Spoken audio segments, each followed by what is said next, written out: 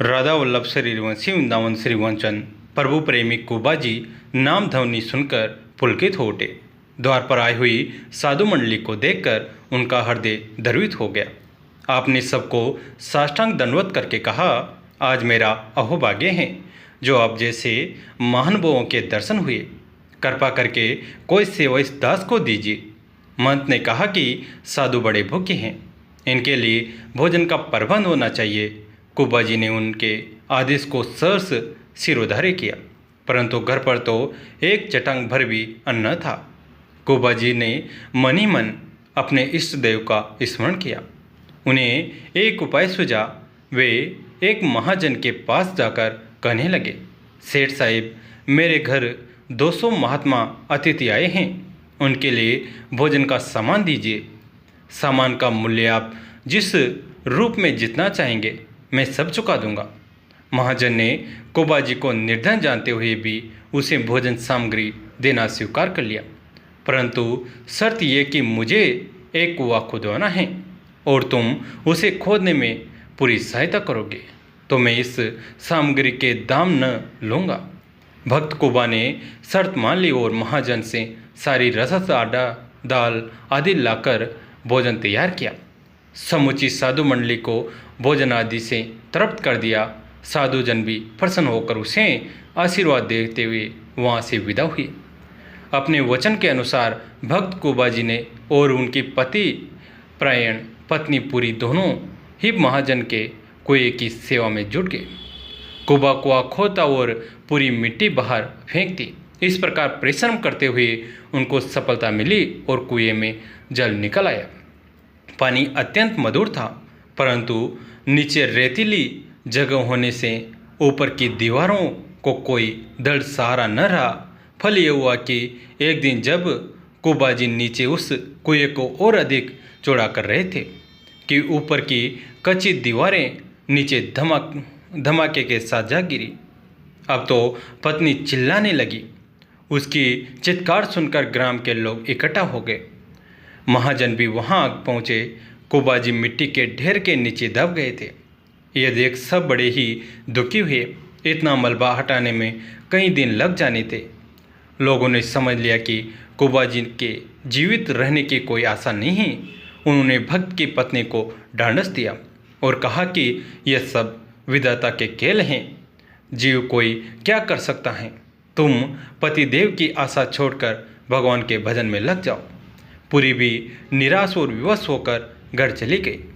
इतने में भीड़ में से एक ने कहा, वो तो बड़ा भक्त था, उस पर ईश्वर का इतना कोप क्यों हुआ। दूसरे किसी ईर्ष्यालु पुरुष ने कहा कि धर्म धर्म चिल्लाने वाले मनुष्यों की यही दुर्गति हुआ करती हैं। तीसरे ने कहा, रखा क्या है भगवान की भक्ति में। इस प्रकार मूर्ख लोग प्रभु की महिमा को न जानते हुए मनमानी चर्चा करने लगे। वे तो पहले ही कुबाजी से ढा किया करते थे, परंतु वह परमात्मा भक्तवत्सल न्यायकारी और दयालु हैं। उनकी महिमा का कोई अंत नहीं। इस सत्यता को वे मंदमती जीव क्या समझे। सभी लोग कुबाजी को उस दशा में छोड़कर और उन्हें मरा हुआ मानकर चले गए। गांव के लोग इस दुर्घटना को भूल गए। 1 वर्ष भी व्यतीत हो गया। बरसात में पानी और मिट्टी के बहकर आने से वह गड्ढा भी भर गया। एक बार उधर से कुछ यात्री गुजरे। रात पड़ जाने से उन पथिकों ने वहीं पर ही डेरा डालने का निश्चय किया। अकस्मात ही आधी रात को उन्हें उसी धरती के अंदर से करताल, वीणा और मर्दन के साथ हरि कीर्तन करने की ध्वनि सुनाई दी। वे तो विस्मित हो गए और सारी रात ही उस मधुर संकीर्तन को सुनते रहे। प्रभात होते ही उन लोगों ने रात का सारा वृत्तांत गाँव वालों को सुनाया। पहले तो ग्रामवासी माने नहीं, परंतु जब वे वहाँ कुएं पर आए और धरती से कान लगाकर सुनने लगे तो उन्हें भी हरि कीर्तन के स्वर सुनाई दिए। अब तो ये समाचार दावानल की भांति चारों ओर फैल गया। समीपवर्ती सभी लोग, बाल, वृद्ध, तरुण, युवक, नर और नारियां वहाँ एकत्र होने लगे। नगरी के राजा भी ऐसी अनोखी बात सुनकर अपने मंत्रिमंडल सहित वहाँ आ पहुँचे। राजा ने भी वह संकीर्तन ध्वनि श्रवण की और तुरंत ही अपने आदमी लगाकर उस मिट्टी को उठाने का आदेश दे दिया। स्वल्प काल में ही सारी मिट्टी हटा दी गई और भीतर का दृश्य जब लोगों की आंखों में आया तो वे चकित रह गए। जन समाज ने क्या देखा कि कुबाजी तो समाधि में लीन हैं, उनके चारों ओर एक दिव्य प्रकाश फैला हुआ है। प्रतीत ऐसा होता है कि कोई अलौकिक ज्योति पुंज सिंहासन पर समासीन है और आसपास विराजमान दिव्य विभूतियाँ अपनी सुरीली और निराली स्वर लहरियों से पृथ्वी आकाश को गुजार रही हैं। इस असाधारण और अद्भुत छटा को देखकर भक्तजनों के मुख से सहसा धन्य धन्य की ध्वनि आने लगी और ईर्ष्यालु लोगों को भी असीम विस्मय हुआ और उन्होंने भी कुबाजी की ऐसी विचित्र लीलाओं को देखकर यह मान लिया कि हम बड़ी भूल पर थे और मन ही मन अपनी अवज्ञाओं के लिए उनसे क्षमा याचना कर ली। जब गोकुल में भगवान के जन्म का पता चला तो सारे ग्वाल बाल नंद बाबा के घर बधाई लेकर आए। नंद बाबा की तो 2 बहनें थीं, नंदा और सुनंदा, जो लाला के जन्म से पहले ही आई हुई थी। जब बालकृष्ण के जन्म की को 2-3 घंटे हो गए थे तो सुनंदा जी ने यशोदा जी से कहा, भाभी, लाला को जन्म लिए इतनी देर हो गई, अब तक लाला को आपने दूध नहीं पिलाया। तब यशोदा जी ने कहा, हाँ बहन, आप ठीक कह रहे हो। सुनंदा जी बोली, भाभी, मैं परसुता का घर के बाहर खड़ी हो जाती हूँ, किसी को भी अंदर नहीं आने दूंगी, आप लाला को दूध पिला दीजिए। इतना कहकर सुनंदा जी परसुता का घर के बाहर खड़ी हो गई। अब यशोदा जी जैसे ही बालकृष्ण को अपनी गोद में उठाने लगी तो बालकृष्ण इतने कोमल थे कि यशोदा जी की अंगुलियां उन्हें छुई। यशोदा जी ने बहुत प्रयास किया पर उन्हें यही लगा कि लल्ला इतना कोमल है कि मैं इसे गोद में उठाऊंगी तो इसे मेरी अंगुलियां छुप जाएगी।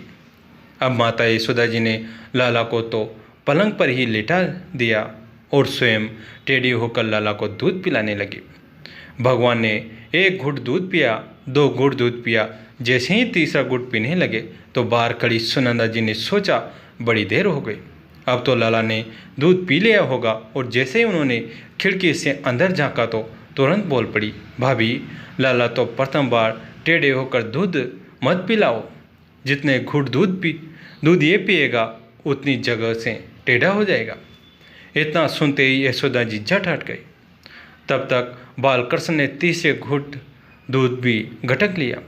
3 घूंट दूध पीने के कारण कृष्ण 3 जगह से टेढ़े हो गए, अर्थात बांके और भगवान के जन्म कुंडली का नाम बिहारी था। इस तरह बांके बिहारी श्री कृष्ण का एक नाम बांके बिहारी हुआ।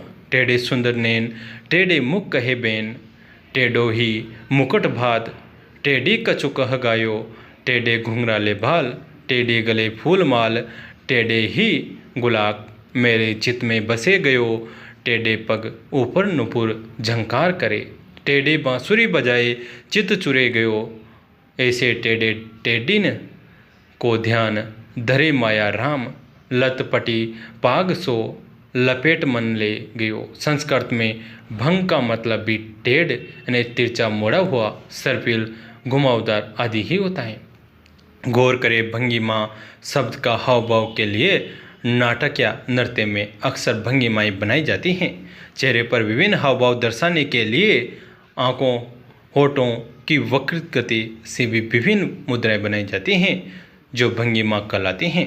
इसी में बाकी चितवन या तिरछी चितवन को याद किया जा सकता है, जिसका अर्थ ही चाहत भरी तिरछी नज़र होता है। श्री कृष्ण की बांके बिहारी वाली मुद्रा को इसलिए त्रिभंगी मुद्रा भी कहते हैं, लेकिन हमारे बांके बिहारी जी के कहने ही क्या, इनकी तो हर एक अदा टेढ़ी है। तेरा टेढ़ा रे मुकुट, तेरी टेढ़ी रे अदा, हमें तेरा दीवाना बना दिया। इस बांके का तो सब कुछ बांका है।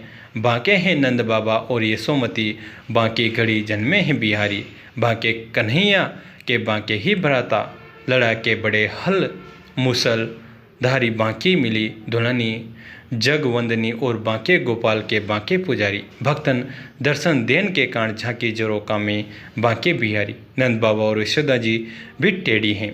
बालकृष्ण का जन्म ही हो गया, उन्हें पता ही नहीं। जन्म भी श्री कृष्ण का हुआ तो रात को 12 बजे।